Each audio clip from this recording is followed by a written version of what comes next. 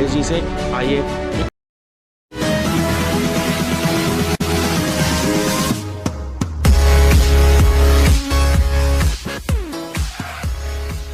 नमस्कार दोस्तों, एक बार फिर से स्वागत है एक नई वीडियो में। और आज हम जिस जगह है वो जगह है सिसोली गांव। और सिसोली गांव में फिलहाल हम चौधरी टिकैत जी के घर पर हैं। और यहाँ पे हमें एक लेडीज मिली हैं जो हमारे यूपी से ही हैं, उत्तर प्रदेश से। और ये एक साइकिल लेडी हैं। इन्होंने साइकिल चलाई है और बहुत दूर दूर तक अपना नाम रोशन किया है साइकिल को लेकर के। साइकिलिंग करते हुए इन्होंने पूरे भारत की ही लगभग यात्रा कर चुके हैं ये। और ये अपने बारे में बताएंगे कि इन्होंने साइकिल की यात्रा कब शुरू की थी और इन्होंने क्या क्या पदक जीते हैं। तो इनकी एक इंटरव्यू टाइप हम आपको दिखा रहे हैं और ये अपने बारे में बताएंगे। जी नमस्कार मैम। मेरा नाम कमलेश राणा है। मैं गांव सोरम मुजफ्फरनगर जिले की रहने वाली हूँ और फिलहाल मैं रोहतक रहती हूँ। जी हाँ। तो मैं 2017 में मेरे पति एक्सपायर हो गए थे। उस वजह से मुझे बहुत ज़्यादा बीमारी हो गई थी, डायबिटीज, कोलेस्ट्रॉल, कई बीमारियां हो गई थी। तो मैंने दवाई नहीं खाई और मैंने डॉक्टरों के पास गई। मैंने साइकिल उठाई और मैंने साइकिलिंग शुरू की। मेरी बेटी भी साइकिलिंग करती थी। वो बोला कि मम्मी आप घर से बाहर निकलो और साइकिलिंग करो, तुम्हारी बीमारियां सब ठीक हो जाएंगी। तो मैंने साइकिलिंग शुरू की। धीरे धीरे मेरी सारी बीमारियां ठीक हो गई। ना मैं एक दिन दवाई ली और ना मैंने कभी भी परहेज किया। तो ये साइकिलिंग करते हुए आपने भारत का दौरा किया है या? तो फिर जब मेरी शुगर वगैरह सब ठीक हो गई तो मैंने सोचा क्यों ना मैं यही बात और स्वास्थ्य के लिए, और हम नशे के ऊपर भी काम करते हैं। नशे को लेके और स्वास्थ्य को लेके मैंने कश्मीर से कन्याकुमारी तक साइकिलिंग की। 2023 में 28 मार्च को मैं कन्याकुमारी पहुंच गई थी। अच्छा जी। तो मैंने ये वर्ल्ड रिकॉर्ड बना, विश्व रिकॉर्ड। अच्छा जी। वर्ल्ड में अब तक किसी महिला ने 65 साल की मैं हो चुकी, किसी ने आज तक इतनी साइकिल नहीं चलाई। मतलब आपने 65 साल की उम्र में साइकिल चलाई है? चलाई और वर्ल्ड रिकॉर्ड बना। कब किया आपने ये, मतलब ये दौरा? 2023 में मैंने कन्याकुमारी का कर लिया था। और फिर अब 2024 में मैं फरवरी के महीने में रोहतक से सीधा नेपाल काठमांडू की यात्रा की साइकिल। अच्छा, काठमांडू भी गए आप? हाँ, नेपाल से काठमांडू भी गई और 2024 में गई अभी फरवरी में। और अब अगला मेरा टारगेट है मनाली से शुरू करके लेह लद्दाख और खारदुंगला एक झील है वहाँ पे जाना। इतनी दूर भी आप जाएंगे? हाँ। और तो ये साइकिल आपकी नॉर्मल साइकिल है या आपकी कोई स्पेशल साइकिल होती है? नहीं, देखो ये लॉन्ग लाइन उसकी चलाने के लिए होती है। जैसे रेंजर साइकिल होती है? नहीं, ऐसी स्टाइलिश साइकिल। ये रोड बाइक है, इसे रोड बाइक बोलते हैं। अच्छा जी। और ये लंबे रूट के लिए साइकिल होती है। जी हाँ। और ये कितने रुपए की कीमत की आती है? ये मेरी देखो साइकिल की तो कोई वो ही नहीं है, 11 लाख तक की साइकिल आती है। मेरी साइकिल जो है वो 72,000 की है। 72,000 रुपए की है? हाँ। अच्छा, मेरी साइकिल है। तो चलाने में तो बहुत हल्की होती होगी? नहीं, देखो हल्की तो नहीं, ऐसी होती है। उसके वो गेयर वेयर सिस्टम होते हैं उसमें। गेयर उस टाइम काम करते हैं जब हम फ्लाईओवर को चढ़ते हैं तो गेयर बदल लेते हैं और फ्लाईओवर पार करते ही फिर हम गेयर वापस कर लेते हैं, सिंपल कर लेते हैं। जी हाँ। तो ये करते हैं, यानी कि प्लेन पे चलाने के लिए सिंपल कर लेते हैं। हाँ। और जब फिर हमें कहीं चढ़ाई में तो गेयर बदल लेते हैं। जी हाँ। तो ये तो साइकिल की खासियत है। और मैंने 2020 में एक लुधियाना वालों ने कंपटीशन करा था पूरे भारत में साइकिल। उसमें ऑल एज ग्रुप की महिला थी। और उसमें मैंने एक महीने में 3600 किलोमीटर साइकिल चला के वो वर्ल्ड रिकॉर्ड, वो भारत में सेकंड आई। जी। अच्छा, पूरे भारत में मैं ऑल एज ग्रुप की महिला आई थी उस पर। जी हाँ। 25 की, 30 की, ऐसे ऑल एज ग्रुप की थी। हाँ, सभी, मतलब उसमें 21 साल भी थी। हाँ, सब। हाँ, सारी एज की थी महिला। और मैंने उसमें दूसरे नंबर पे। बड़ी हिम्मत की बात है। हाँ। आप दूसरे नंबर पर। और उसके बाद में फिर उस वक्त आपकी उम्र कितनी थी जब आप दूसरे नंबर पर आए? 63 की। अच्छा, 63 साल की उम्र थी आपकी। देखो 20 में चलाई थी, अब मैं 24 लग गया। 24 चला, 4 साल हो गए। 65 की होगी। तो 61-62 की होंगे जब। अच्छा, आपको थकान भी महसूस हुई इसके दौरान? नहीं, बस वो तो कुछ भगवान की मर्जी है भाई, जैसे मैं इतनी साइकिलिंग चला कर लेती हूँ। फिर 2021 में मैं नासिक गई। वहाँ पे साइकिल का कंपटीशन था। 30 किलोमीटर, 60 किलोमीटर और 50 किलोमीटर में मैंने 3 गोल्ड मेडल जीते। महाराष्ट्र में? हाँ, नासिक में। उसके बाद में फिर हाँ, मैंने बस कश्मीर से कन्याकुमारी तक की साइकिल की। और 2024 में मैंने अब ये नेपाल रोहतक से नेपाल गई और फिर काठमांडू गई अच्छा, साइकिल बहुत यात्रा बढ़िया की। काम किया आपने। हाँ।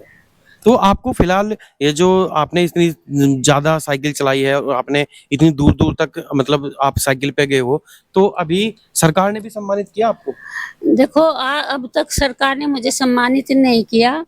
मैंने 8 मार्च को अपनी फाइल लगाई थी वो अवार्ड लेने के लिए। जी हाँ। तो वहाँ पे डीसी है जो वहाँ के, और वहाँ कहाँ पे लगाई थी आपने? रोहतक में, अच्छा जी।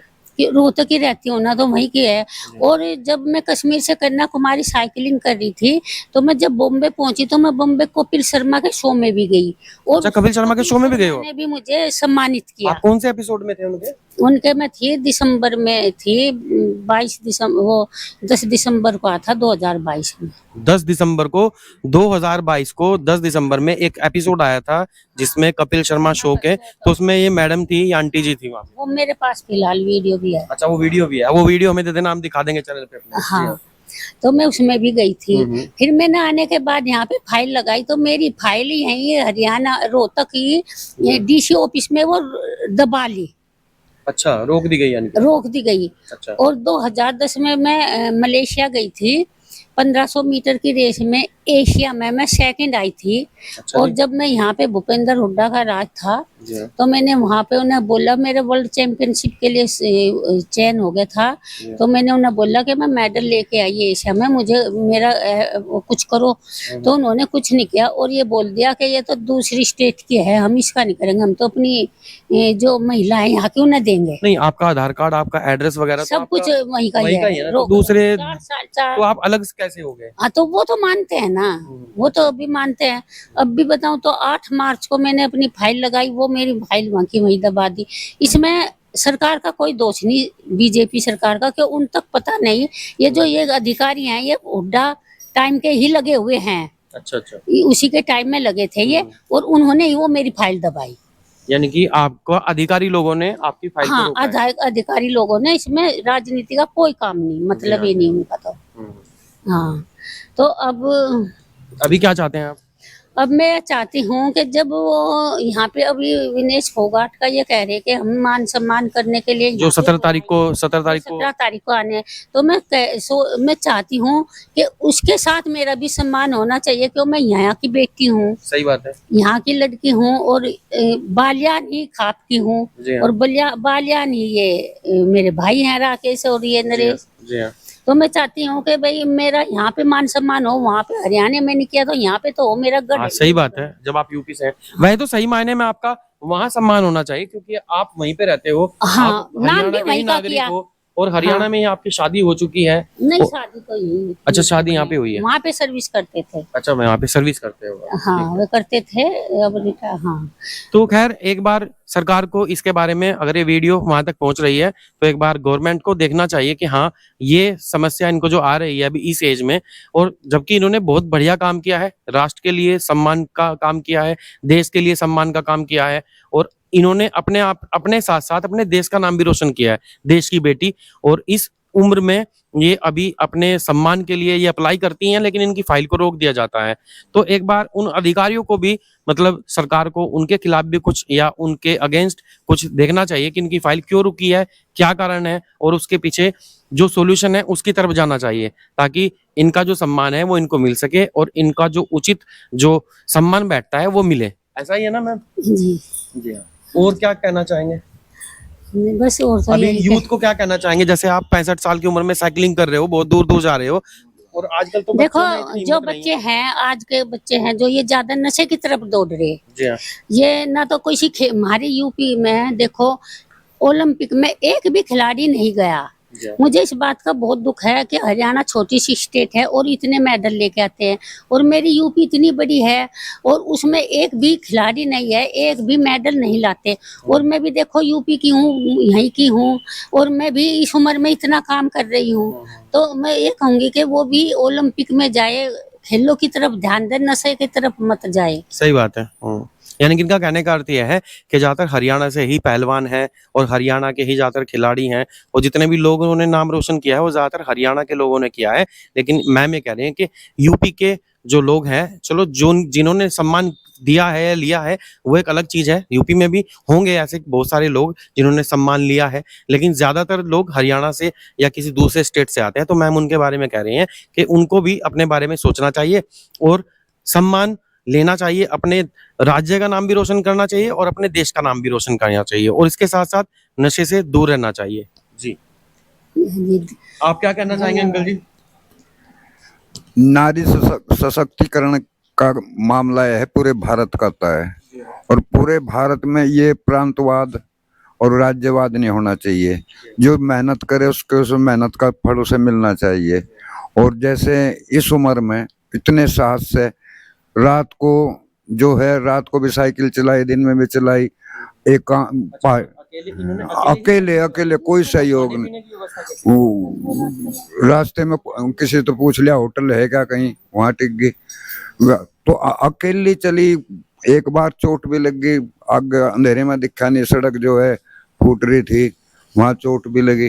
तो बड़ा परिश्रम कर निडर होकर, बिल्कुल बेफिक्र निडर, कोई चिंता नहीं देश के लिए। और इनका मुख्य काम साइकिल पे चलते चलते जो आज के नौजवान हैं, जो ना खेलते ना कूदते ना घर पे ध्यान देते अपने, वे नशे की तरफ को ज्यादा चल रहे। जहां जहां भी कहीं वहीं मीटिंग ली, जो स्टेशन आ गया वहीं प्रचार किया, हमें नशे से दूर रहना चाहिए, नशा नाश कर देगा, सब पापों की जड़ है, इस प्रकार से प्रचार करती हुई चली गई। इनका बहुत ही, मैं तो ये कहूँगा सरकार को इस ओर ध्यान देना चाहिए। और बहुत ही परिश्रम है, इस उम्र में तो आदमी खाट पर से भी नहीं उठता, और ये अब भी साहस ये करते हैं।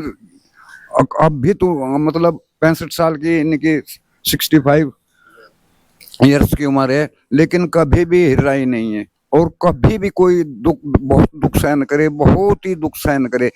तो मेरा तो निवेदन है, यदि कोई ऑफिसर, यदि कोई नेता इसको सुन रहा हो तो इस ओर विशेष ध्यान दे और इन्हें बधाई भी दे। मैं तो यहाँ तक कहूँगा, इन्हें बधाई भी दे। धन्यवाद भाई साहब का, आप आदेश जी का बहुत ही बहुत धन्यवाद है। बड़े अच्छे आदमी है, बहुत ही अच्छी तरह चैनल चला रहे और बड़े सामाजिक आदमी हैं। इन्हें भी मेरा बहुत बहुत धन्यवाद है। जी, 2020 में मैंने रोहतक में, हरियाणा में नशा मुक्त हरियाणा साइकिल यात्रा की। उसमें मैंने वो हरियाणा में किया आपने? हरियाणा में 1500 किलोमीटर किया। और अभी हमारे जो वहाँ के मुख्यमंत्री थे मनोहर लाल जी, हाँ। उन्होंने करनाल से हरी झंडी दिखा के ड्रग्स फ्री हरियाणा साइकिल यात्रा चलाई है। अच्छा। और उसमें मैं अकेली महिला थी और मैंने ही सबसे ज्यादा 2100 किलोमीटर साइकिल मैंने चलाई। और वहाँ जो और थे जो साइकिलिस्ट, वो सुबह को दूसरे चलाते और शाम को दूसरे चलाते थे। और मैंने जो है पूरा 2100 किलोमीटर साइकिलिंग मैंने की, सिर्फ अकेले अपने दम पर। हाँ, पूरे ग्रुप में नशे के ऊपर, ड्रग्स फ्री साइकिल यात्रा। तो आपने अवेयर भी किया लोगों को, मतलब लोगों को जागरूक किया आपने? जागरूक करते गए हम, बड़े बड़े प्रोग्राम थे। हाँ, और अवेयरनेस प्रोग्राम भी मैं और मेरी बेटी स्कूलों में जाते हैं वहाँ, और बच्चों को अवेयरनेस करते हैं, उनकी जो छोटे बताते हैं कि नशे के। हाँ, और नशा देखो, जो बच्चे अभी इस उम्र में हैं कि अभी जिनको रोका जा सकता है या समझाया जा सकता है, तो वो मान जाएंगे। जो बताएंगे तो वो अच्छी राह पकड़ेंगे। और जो सीख चुके वो तो देखो मुश्किल है उनका, तो सही बात है। हाँ, पर ऐसे बच्चे हैं जो उन्हें हमें समझाएंगे और वो आगे इस तरफ नहीं बढ़ेंगे। ठीक है। हाँ, नशे के लिए। तो एक बार अपना नाम दोबारा से बता देंगे आप? मेरा नाम कमलेश राणा है और मैं गांव सोरम की लड़की हूँ, और नीरपुरा मेरी शादी हुई है। और हम रहते रोहतक हरियाणा में, सर्विस करते थे, मेरे हस्बैंड रहते हरियाणा में है। तो ये थी मैम, और ये जिन्होंने हमसे बात की, इन्होंने बहुत लंबी साइकिलिंग की है और बहुत दूर तक साइकिल चलाई है। तो खैर, अगर ये बात सरकार तक पहुंच रही है और सरकार का कोई व्यक्ति अगर इस वीडियो को देख रहा है, तो एक बार जरूर से और 100% इनको श्योरिटी दे, और एक बार इनकी हेल्प जरूर करें। और गवर्नमेंट से भी मेरी ये है रिक्वेस्ट कि हरियाणा सरकार और यूपी सरकार से कि दोनों सरकारें एक बार आपस में बात करके इनके छुपे हुए सम्मान को, या जो सम्मान इनका अधूरा है, वो इनको मिले। तो खैर दोस्तों, आप भी इस वीडियो को ज़्यादा से ज़्यादा शेयर कीजिएगा और वीडियो को लाइक कीजिएगा, ताकि इन लेडीज को इनका सम्मान मिल सके। और हाँ, एक बार कमेंट करके भी जरूर बताइए ये वीडियो आपको कैसी लगी है। तो खैर दोस्तों, मिलते हैं अगली वीडियो में, तब तक के लिए नमस्कार, जय हिंद, जय भारत, वंदे मातरम।